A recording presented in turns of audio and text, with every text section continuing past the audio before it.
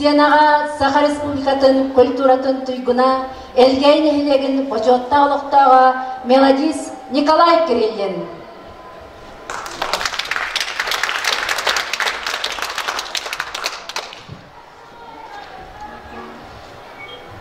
Инниги дигер народный поэт Семен Рупов товарыстарыгар доғыттырыган аңқалар бұт қоғанын үрігінен етіндерем.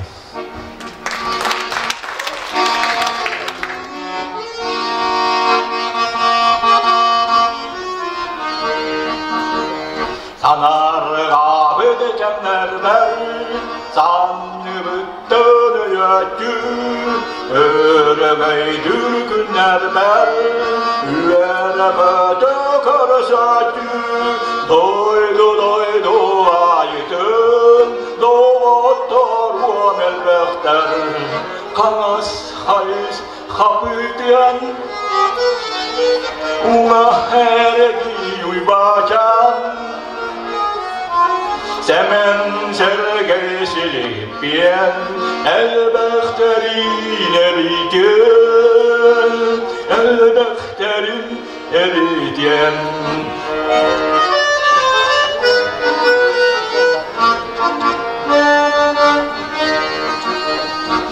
Doğuttur bu dirdemin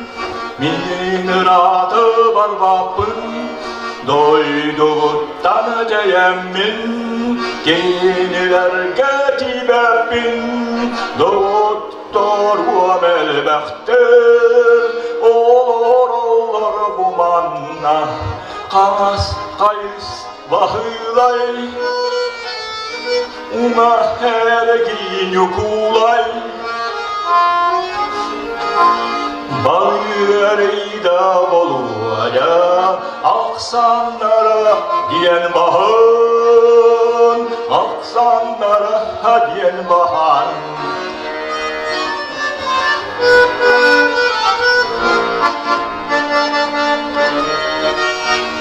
Gelgemitten kislemin Güye gelen metkıhılır Ol ederi ondan min Tutay babbı bıhılır Piense kandas kelleğine Yumbu battar el yönler Kanas kayıs mehele Uma heregi lüksöy Deren teydale bendey Kihi bari segertey Kihi bari segertey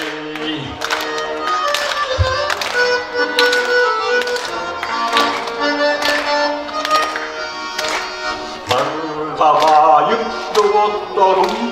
Min urunyum gibiler Olihiger toyottar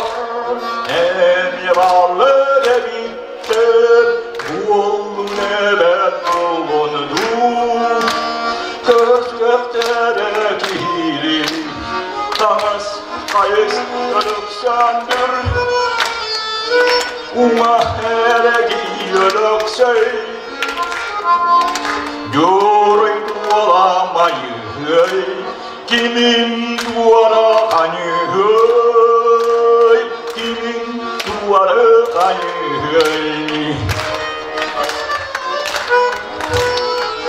Doktorum elbette